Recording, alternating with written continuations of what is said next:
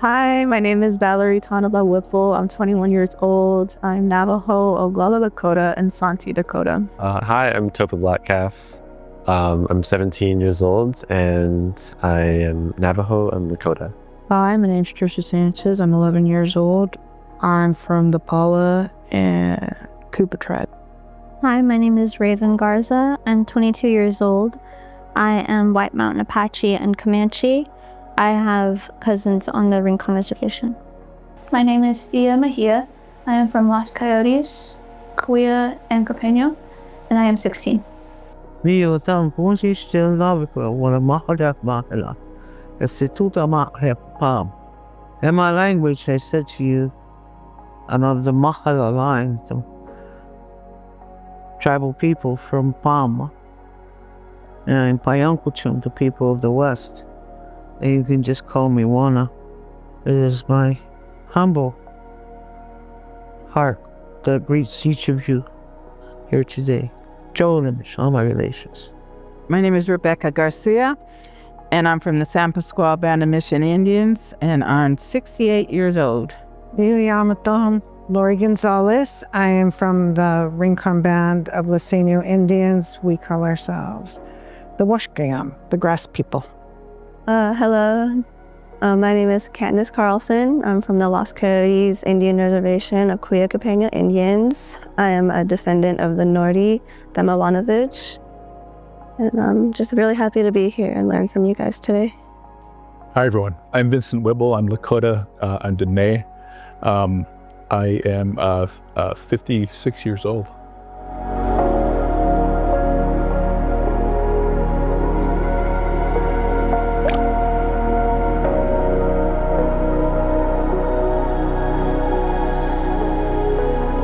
I'm proud to be Native American for our ancestors that suffered for us, and I would be proud to serve them any way that I can.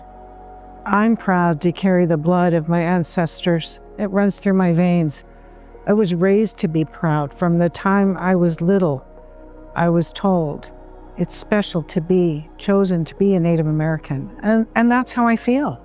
And I need to carry it forward and pass that torch on to the next generation and make sure they hold their head up and understand you are the First Nation. I think it's very unique that we have such deep roots in where we are, and that not a lot of other people can say that. We have so much deep connection to the earth and to the people that are around us.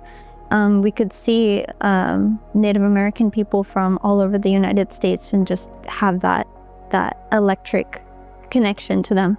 We recognize them, we see them, and it's very unique to us. The thing about me is that I actually, I do love the city. I do love the culture, but I also think it's very easy to get lost. Not like lost, but like mentally lost. And I've been in those positions before, being surrounded by so many different perspectives and so many different cultures that it's easy to lose sight of who you actually are. And especially true a few years ago, not as much so now, but you know, when you're growing up and you're a kid to a teenager to an adult eventually, you know, you go through a lot of, I guess, crisis in terms of identity. And I've definitely had that. You know, there have been times where I don't really know who I am. And I could relate to you because I was born and raised in Compton and Long Beach in the LA area. And my mother was raised in the old San Pascual village, but where they lived at, it burned down and they moved to Escondido. So we're city Indians, that's what they call us. And I could relate to what you're saying. You feel like you're Native American in your heart, but you're not fully recognizing your culture because of you weren't taught when you were little.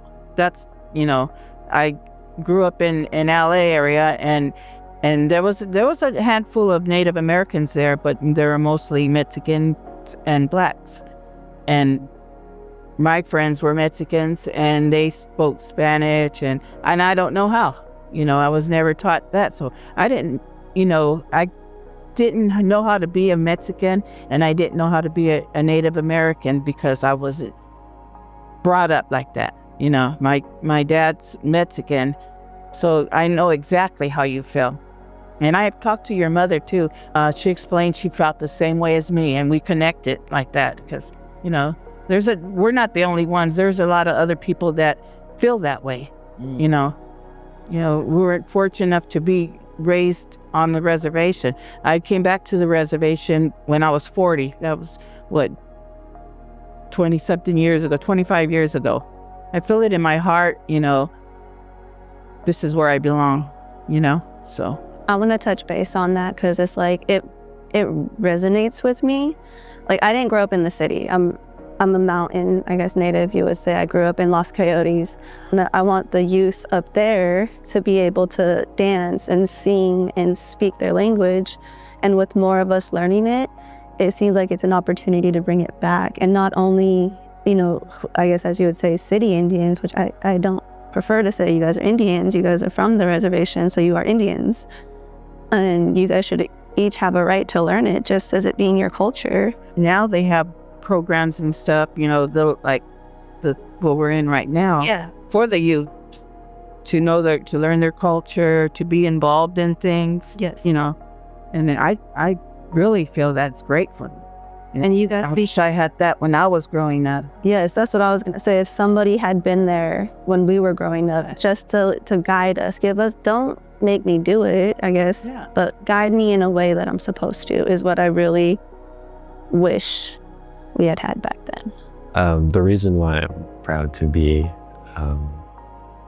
Native American in the first place is that I feel like more than anything, honestly, in terms of personal identity, my culture has helped me more than anything, because I'm also Mexican, but I don't connect with either. But you feel it. Yeah, in your but because there are times where I go to South Dakota or Arizona, where my family lives, and there's like nothing out there. Well, there's a lot of things out there, but in terms of like my lens, there's quote unquote nothing. But to really have that space to just think and to feel, both in terms of just who I am as a person and also like my culture, during those times when I really needed it, they really helped me, because I was like, wait, I actually do have roots, and they're pretty cool. 7 generations. Stop and think about that. The reason that perhaps some of us feel a little disconnected, I was raised urban too. We heard that horrible saying when I was young, apple, red on the outside, white on the inside. Mm-hmm. That is cruel, and it's untrue. True. Your ancestors, my grandfather, had to leave the reservations to provide, to make sure that the generations after them could survive. And that's what happened. It has nothing to do now with us being less than. Somebody made the choice to leave so that you could be here today. Don't you ever forget that. Yeah. There is strength in that. Her words ring so true. 7 generations. And because you're here, there will be 7 generations after you. Remember, that makes you special. Each and every one of you. You're our promise that our way of life, that our people will continue.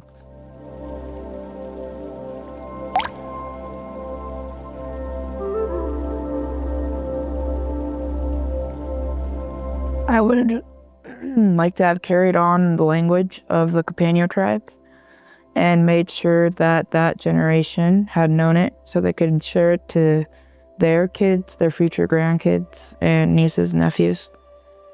And they could just carry it on, and yeah. I feel similarly. I feel like I'm very artsy, so I want to bring that to the forefront.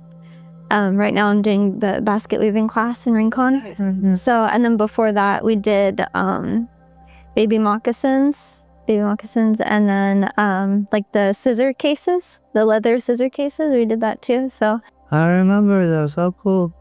Nice to put a face to it. I want to like have like a community and like know that they're not alone.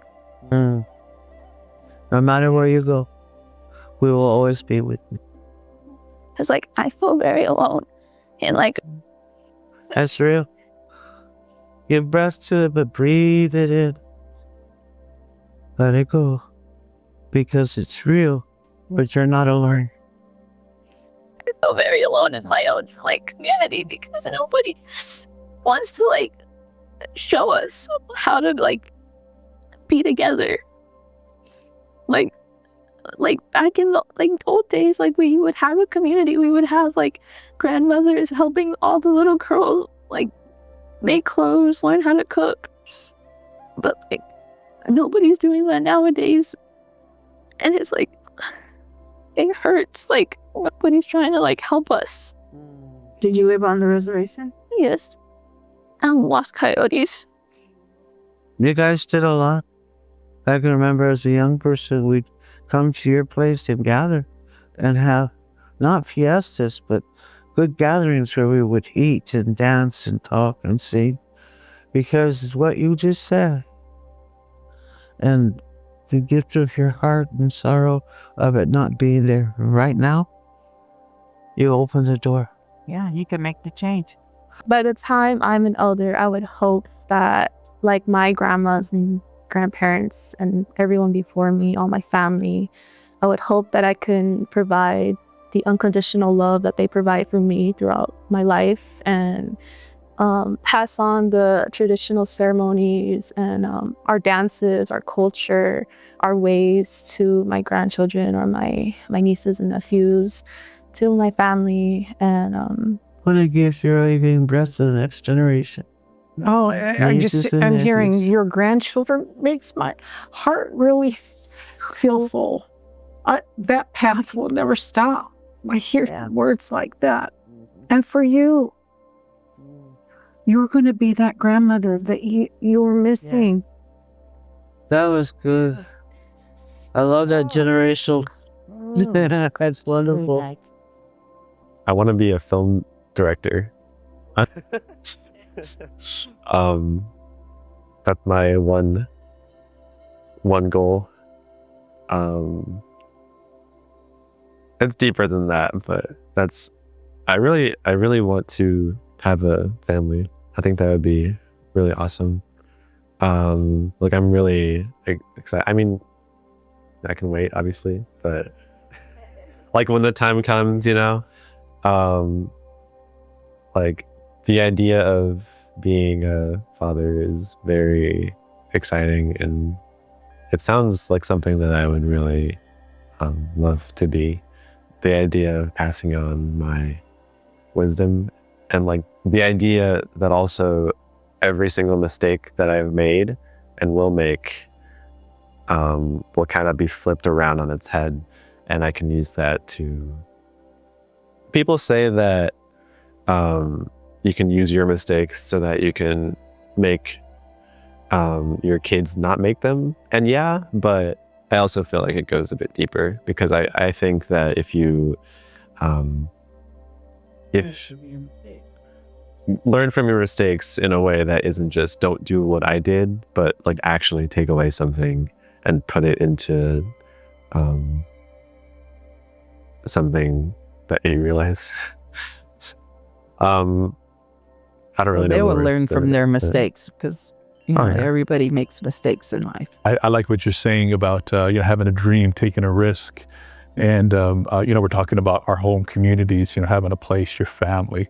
But it's okay to leave, to share that culture outside of our tribal communities. You'll go places, you may be the only native, but that's okay. Remember those songs, those traditions, those prayers, that's gonna help you. Don't be afraid to take that idea to be a filmmaker, where we're going to take you. It's going to, you'll draw from your native traditions. But one of these days you'll really help Native people. So I encourage you, keep on and keep going. Follow you, Drake? Oh, I love that. I would say this too. Make your mistakes. You're going to any free. Don't be afraid, because you learn from every one of them. And for us, we've all admitted we've made mistakes. The wisdom that comes from that is when you make yours, we can help you lift back up. And that's what we do. We lift each other up. Don't be afraid. Like Vince said, this is your shot. Take it. It's your life. You mold it into what you want it to be. You're here because the rest of us, your ancestors, our ancestors, wanted us to have a life with choices and a rich life. That's the legacy that was passed to you. When you think about the next generation, remember the 7. It's one of our sacred numbers. And you're given breath and life into this world at this very moment to be the carriers of that. Those words now belong to you. They no longer belong to me. They always belong to the people when you give breath to them. And you're never alone. It's just differently measured outside of us. It's okay to learn that so you recognize it. I can remember I never saw Black folks in my life. And I am going to UCLA. They take us up there because they had Indians, Asians, Blacks, and Latinos in the same building at UCLA, right? I didn't even know what UCLA meant. That was the University of LA, right? But I get up there, and your ignorance is kind of like my ignorance at that time. I walked up to Black people and I touched their skin, and I said, "What tribe are you?" And because I didn't know. You guys are so precious, you're laughing. But the thing is, the word went out from all the Black brothers and sisters in the dorm. Do not touch these Indian children. They have no clue of the isms of this world. And I can remember going through the boarding school during the riots between the different folks. They would stop the riot and let the Indian, boarding school bus go through we were in boarding school at Sherman. We got to go drive through the riots with no harm because we were clueless to what they were going through. But you are of a generation that has access to the outside world by not even being there. It's in your equipment you carry around. We didn't have that. And I was raised in a world where electricity and nothing existed but our elders and our language and our ways. And while I still have them, I want the stories of that be yours, but you're capturing stories now for the next generation. As the 5-finger people, we're responsible for the earth. There are 4 of us. And as a teacher to you, when you try to help them understand that when we have the air, the earth, the fire, I celebrate you. We celebrate you. We do. My ears are hungry for your words. My eyes want to see you. My nose wants to breathe you in. And then I want to go home and talk all about you.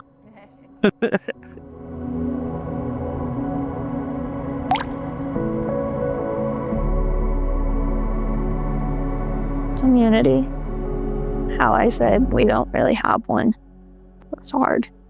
Up in our reservation, we were just wasting away. Me and my daughter, we were just sitting up there waiting. And it's like nobody's trying to make a change. And like you said, the change is coming. The change makers are sitting right here.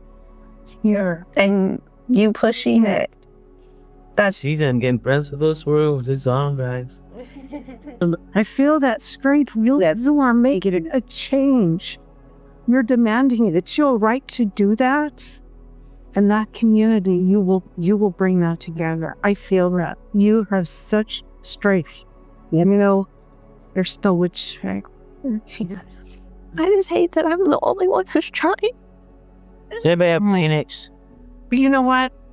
Your voice, you're sending it out there. Like Juana says, our words go out and they're powerful.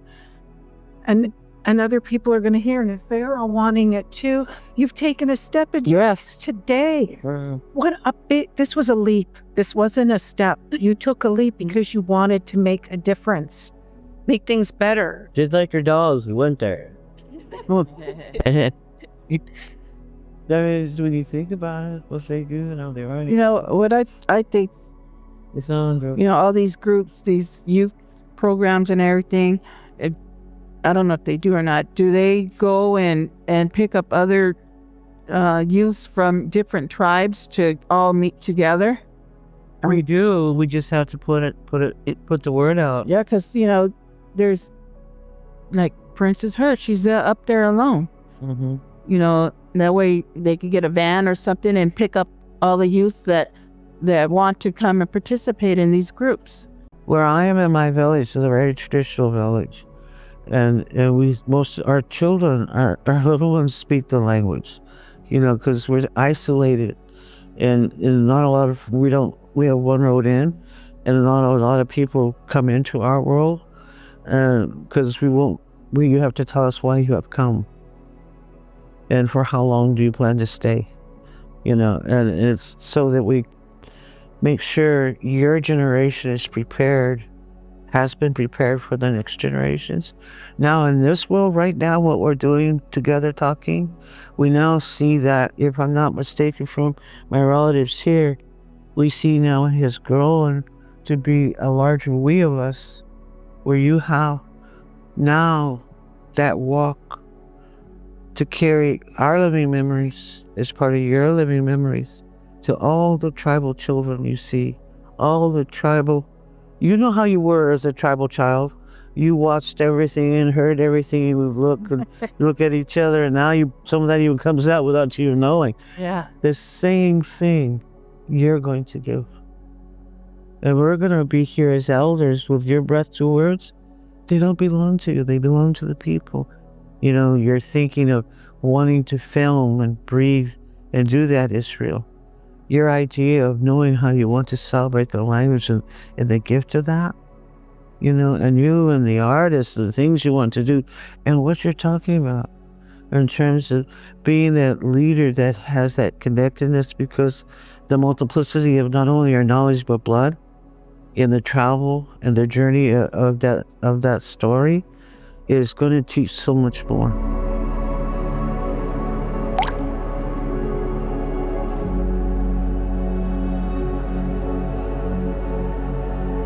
I would encourage each of you to, you know, to stay in touch with each other. This group, start with each other, and, you know, start going out from there, and, you know, reaching other youth. This is a great thing that you all have developed, this friendship, you know, this camaraderie, you know, and keep that going. I learned in my travels, you know, I've had to make friends with individuals from other tribal nations. You know, I didn't always run into Navajo or Sioux people. And my work has taken me to different places. Worked with the Rincon people, Morongo, Torres Martinez. I'm from another place, but I'm grateful that the people of Southern California, you know, have they welcome me in. You know, they taught me many things. You know, just basic things. You know, about the language, the bird singing, bird dancing, the history. It's a very proud history that. I'm grateful that my friends here in Southern California are still alive. You know, I've stood side by side in those struggles, those fights, because they're the same things that my people have gone through too. So yeah, sometimes it's hard to voice that, to share that, because you don't know who's going to listen, but our people will listen to each other, and they'll support one another. So take this friendship, take it further, and reach out, bring other youth, into your circle here, and make them bigger, and reach out to other tribal nations as well, and help one another.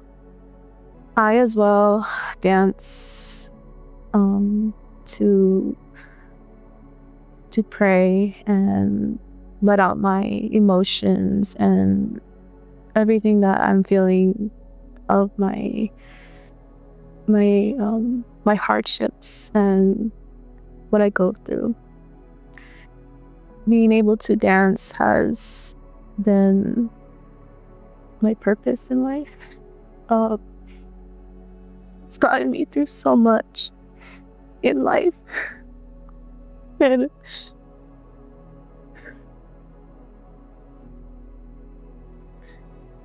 it brings me so much joy in life, and has made me see the world differently, and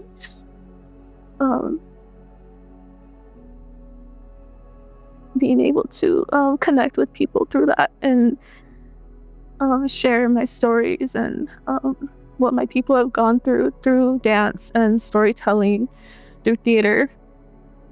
I don't know what I would do without dance, and the opportunities I've had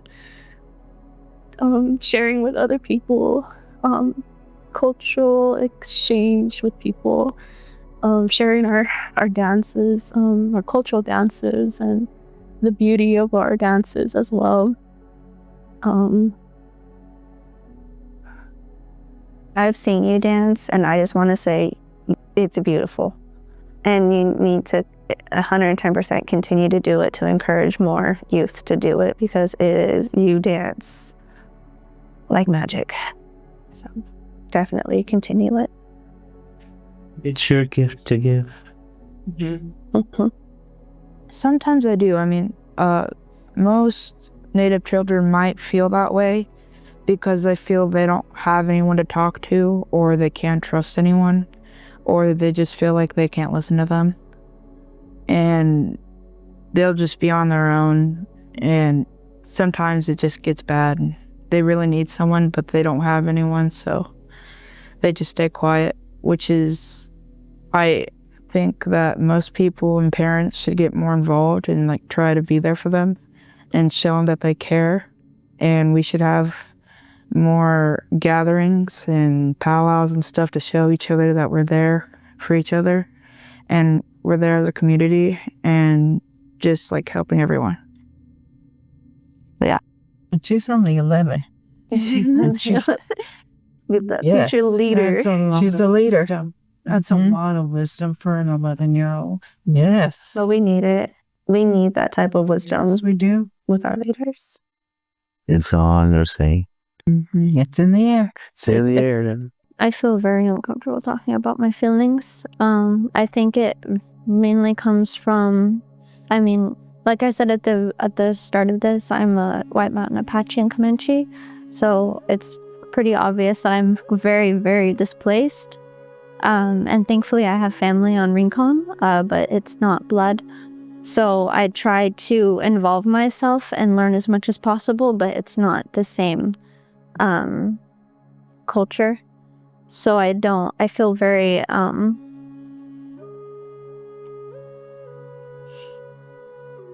almost hurt, because I don't want to intrude. I really don't want to intrude. I don't want to take away from anyone. I don't want to take anyone's place. I don't want to hurt anyone. But I also want to be involved, and I'm battling between understanding that Rincon is, I have family here. They are family. It is a home.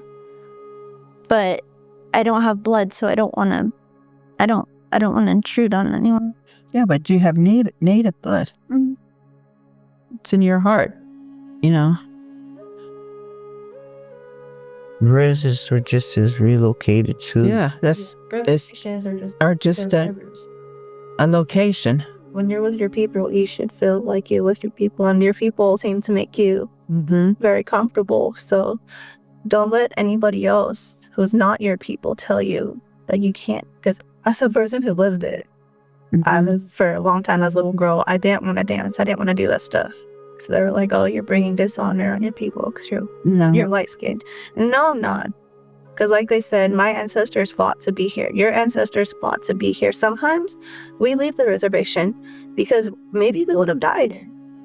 You all exist. We all exist because our ancestors made a choice to survive. Amen. Yes. But don't let nobody tell you that you don't belong. And the displacement, like wanting to know the ways of your own, your tribes, that's still available to you too. We all have to embrace each other, Who made these reservations? Who said, this is where you have to stay? It's just a location. Wasn't us. It wasn't us. It was part of a bigger plan to get rid of us. But we fought and we stayed. If you want to embrace what's being offered in your backyard, we want you to embrace it. But we also want you to understand that you can go and seek out that knowledge that is missing from inside of you. I have Comanche family. I have Osage family. I embrace that culture too. It's yours. You just need to take it. It's your birthright. You didn't hold yourself back, and I'm humbled and honored that you chose to give breath to the words you did today. They have direction of where they want you to go in this program. You will follow it in your own measure. None of us have ever been step and fetch. We just do when it kind of like, oh yeah, that's what that is. Then you participate from that point. But I'm gonna go home and celebrate you. Oh yeah, I'm gonna talk all about you.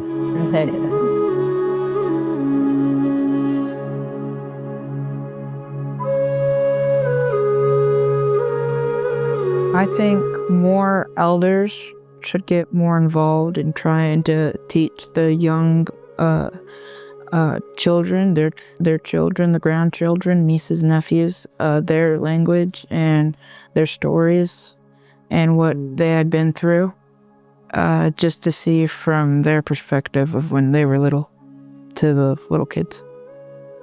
So That is good. We're taping, but not everything. We're taping, but not everything. I wrote that down.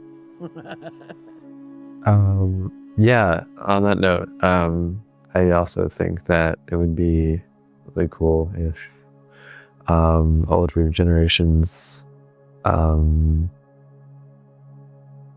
of shared not only their stories, because a lot of guidance doesn't just come in the shape of a story. Also, this is my storyteller perspective, but stories aren't just stories. They have meanings behind them, and they're not just a meaning of a story isn't just a moral.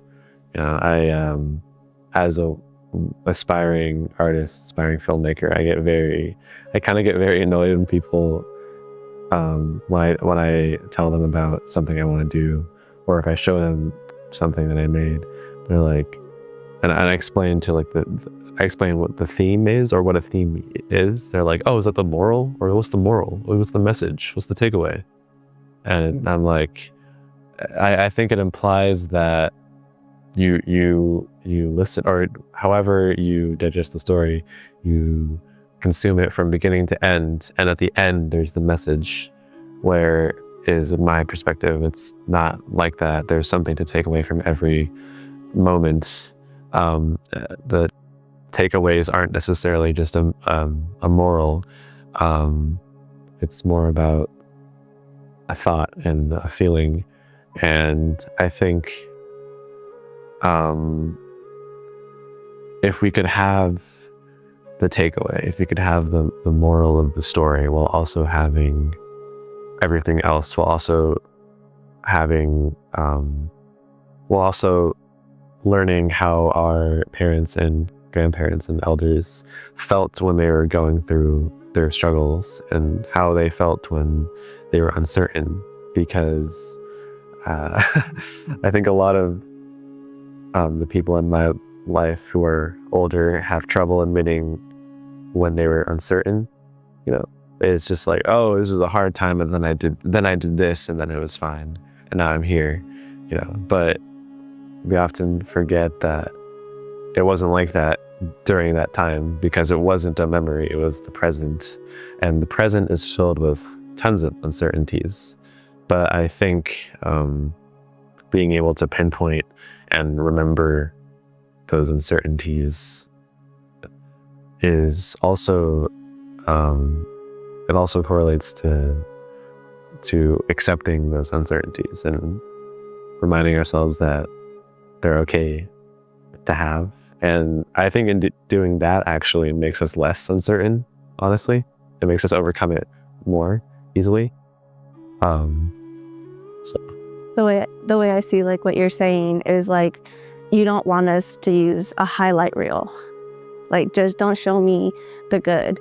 Show me everything. Show me how you struggled. Show me why you were struggling. Don't just come into this and tell me, I made it. It was obviously easy, cakes and creams the whole way. Be honest and tell me, yeah, I struggled. Yeah, I lost my job. Yeah, I didn't know how I was going to make it. Because if you just see that highlight reel of, oh, you were always on top, you're wondering why you're not.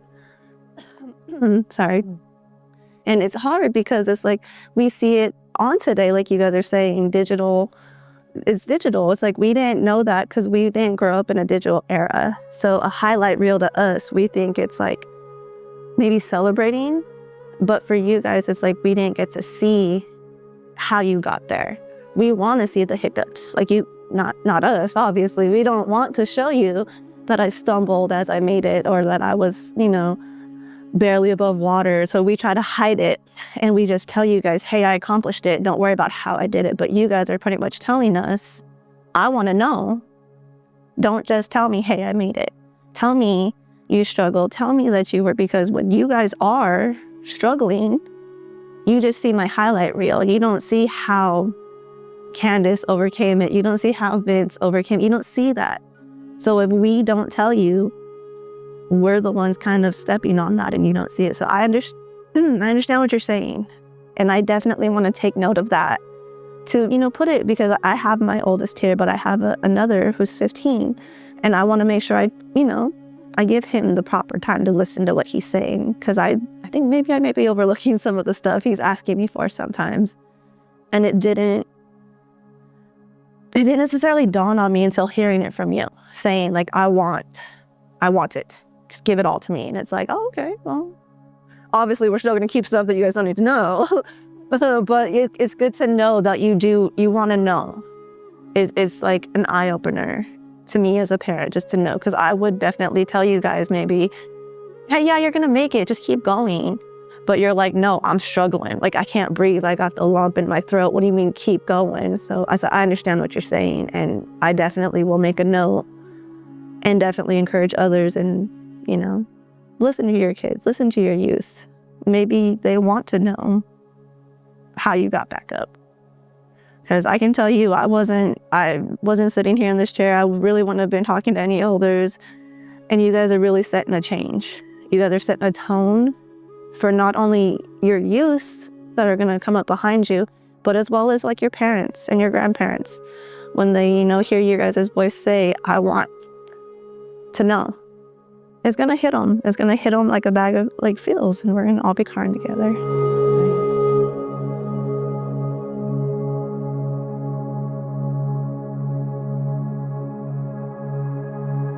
Something I learned is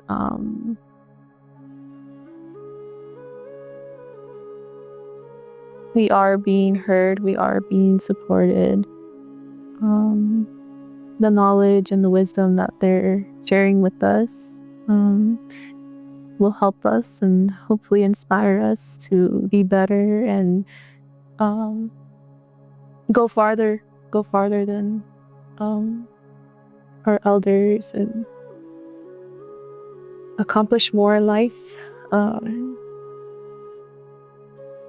and continue to be who we are and be proud of who we are in this life and in this world, of all backgrounds, all cultures, and yeah. Well, I learned from our youth, our younger generation, that you all have unique voices. You have a collective voice as well. And I hear you saying, teach us more, share more with us. And I'm thinking with my own daughter, there's things that I haven't shown her, I haven't told her. And so that's a wake-up call to me, is to not hold that back and to not be afraid to share that.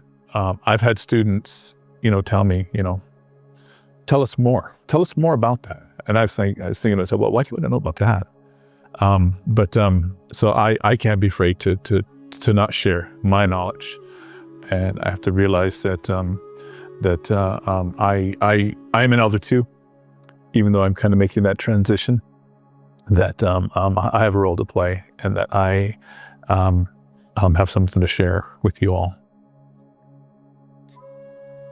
Point one, I have 2 points. Essentially, the thing that's always been giving me back is that one day, the reason why I want to be known by a lot of people one day is that I want young artists one day to see me as an inspiration. I don't care about like people being like, oh yeah, I love this guy. I don't care about any of that. All I want is for young people who want to be artists to realize that they can and they should, because I also feel like in this day and age, we are shunned and we are ignored and replaced by robots, and also told that we should do something else, or told that we should pursue a backup plan just in case it doesn't work out. And so one day I want to be seen by someone who is my age right now. I want them to see me and think my dreams aren't silly. They're a part of me. And tying that back into the Native perspective about this whole thing is I also realized that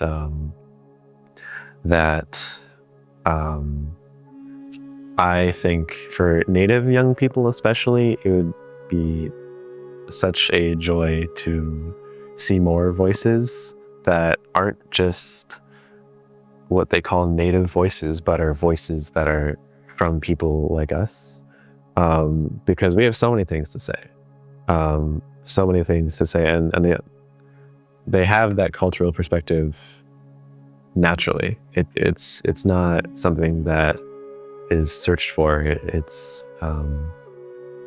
if any of us decide to tell a story or produce a work of art, it is automatically that type of story. I think that like what you're saying is 100% serious. You guys, you don't need to portray yourselves as Native, as you keep saying. You're literally living Native lives. So if I could tell you anything I took away from this, is just keep doing what you're doing. Because you guys, like she said, are the 7th generation. You're gonna make change. Just being present in this day, like if I can say as my part, is continue doing what you're doing. Your mom might not be your auntie, but you know what? That doesn't matter in Indian country. You need a person to talk to, you need a person to listen to you. We are right here, and we are your panel. And we encourage you. I encourage every single one of you. Don't say that there's not an Indian. You're Indian, and you're living life. That's an Indian's life. And I believe in every single one of you.